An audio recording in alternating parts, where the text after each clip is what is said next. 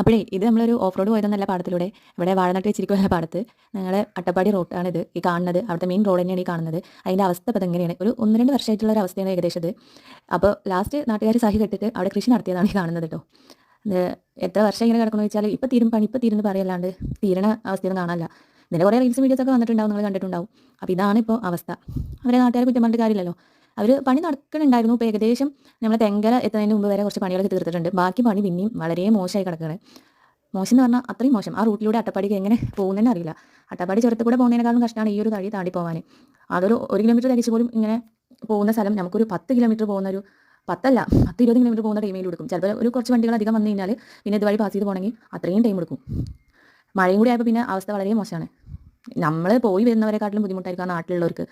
ആദ്യം വേനൽ സമയത്ത് പിന്നെ പൊടിയും കൊണ്ട് ഇവിടെയുള്ള ആൾക്കാർക്ക് പുറത്തു പോലും ഇറങ്ങാൻ പറ്റാത്തൊരവസ്ഥയായിരുന്നു കേട്ടോ. അവിടെയുള്ള വീടായാലും കടകളായാലും ഒക്കെ പൊടിയും കൊണ്ട് വളരെ ബുദ്ധിമുട്ടിലായിരുന്നു. പിന്നെ നമ്മൾ കാറിലും ഇവർക്ക് പോകുമ്പോൾ നമുക്ക് കാറിൽ ഗ്ലാസ് ഒക്കെ കയറ്റി പോകാം. പക്ഷേ അവിടെയുള്ള നാട്ടുകാരുടെ അവസ്ഥ എന്തായിരിക്കും, ഒരു പുറത്തുനിന്ന് ഇറങ്ങാൻ പറ്റും. ഇപ്പോൾ മഴയപ്പോൾ അതാ കുളമൊക്കെ ചാടി പോകുന്ന പോലെ ഒരു റോഡ് ഇറങ്ങേണ്ട അവസ്ഥയാണ്. അതിനെ പോകുന്നൊരവസ്ഥയും വളരെ മോശമാണ്. എന്താ ഇതിനൊക്കെ ഒരു പോകാൻ വഴിയെന്ന് ഇത് സർക്കാരിൻ്റെ